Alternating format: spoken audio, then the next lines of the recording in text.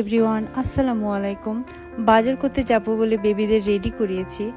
এখন রেডি হওয়ার পর ওরা জানতে পারলো যে আমাদের সঙ্গে ওদের বাবা যাচ্ছে না, তাই ভীষণ মন খারাপ করেছে। দুজনে অনেক কান্নাকাটি করতেছে, অনেক কিছু বলতেছে, যাবে না।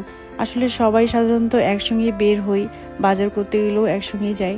তো আজকে ওর বাবার কাজ পড়েছে বলে চলে গিয়েছে। এদেরকে আর কি বোঝাবো, এত কিছু বলে বুঝে করে তো রেডি করালাম। এখন যাবে ওরা।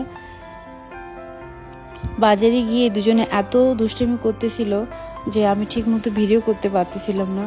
যেভাবে হোক বাজারটা তাড়াতাড়ি করে সেরে নিয়ে বাসায় চলে আসলাম।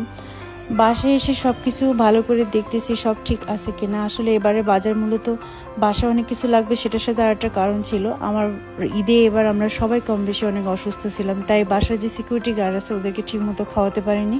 ওনাদের জন্য ছোট একটা আয়োজন করবো, সেজন্য সব রেডি করে নিয়ে রান্না সেরে নিলাম। অনেক রান্নাবান্না ছিল, সেজন্য ভিডিও করা পসিবল হয়নি। শ্যামাই, মুরগির মাংস দিয়ে খিচুড়ি, নুডলস, ডিম ভাজি, এই তো সব রেডি। এখন আমার বাসায় যে হেল্পিং হ্যান্ড আছে ওর হাতে সব কিছু নিচে পাঠাই দিলাম। এদিকে ওর বাবার একটা কাজ পড়ে গিয়েছে, তাই ফোন করে বললো তোমরা রেডি হও, আমরা বাইরে যাব। এই তো রেডি হয়ে আমরা রওনা দিলাম। হ্যালো, কি অবস্থা? তুমি ভালো আছো? আর ইহান বেবি?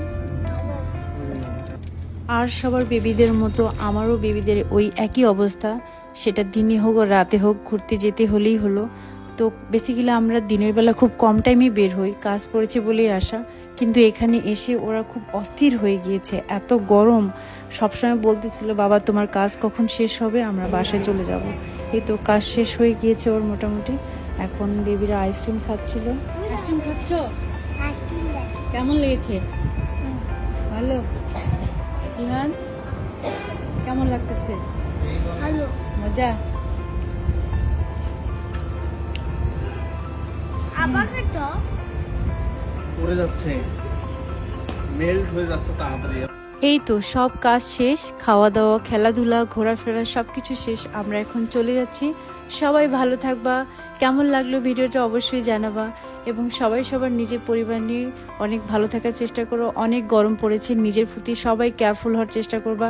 দিনের বেলা কম বের হবা। আমরা আজকে বের হয়েছি, আমরা বুঝেছি কি রকম লাগে এই গরমে। এজন্য প্রয়োজন ছাড়া বের হওয়ার কখনোই দরকার নেই। বেশি বেশি করে পানি খাও, অবশ্যই সেটা নর্মাল পানি। এবং অনেক সবাই ভালো থাকো। আল্লাহ হাফেজ।